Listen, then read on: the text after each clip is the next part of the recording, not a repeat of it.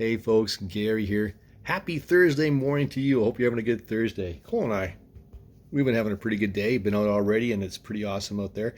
Kind of reminds me when we're out walking early in the morning and it's dark and all that stuff. It reminds me of a song from BTO called Blue Collar, and just kind of has nothing to do with what we're talking about here, other than uh, there's something about being alone that's really peaceful at times, but that can really drag on you if you are alone for an extended period of time without anybody around you. And God knows that, and God doesn't want you to be alone.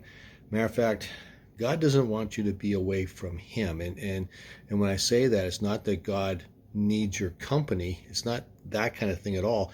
It's God knows that you need His company, that you need to be safely secured in Him.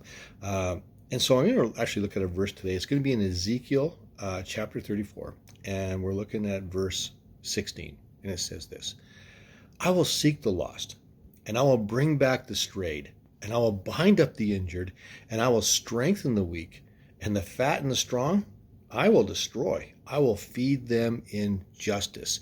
And so in this chapter of Ezekiel, he's talking about he's talking about the Israelites in this, right? He's talking about the Hebrews, his children, how they have been scattered, and they've been scattered by their leaders. Their leaders have driven them away, and they have been scattered. And he's saying, I will bring them back. I will bring them back. I will take care of them. They don't have to be in isolation anymore. I will be their covering. Actually, it goes on to talk about who Jesus is going to be later on in this chapter. It's a really good chapter to read. So if you're reading it, when he's referring to Jesus, it's the descendant of David. That's who he's talking about. But really cool chapter. And what I grabbed from this chapter, or this verse, is that you're not lost, okay? You might really feel like you're lost, like you've lost your way and you are drifting, and it's like, I'm all alone. But God knows where you are.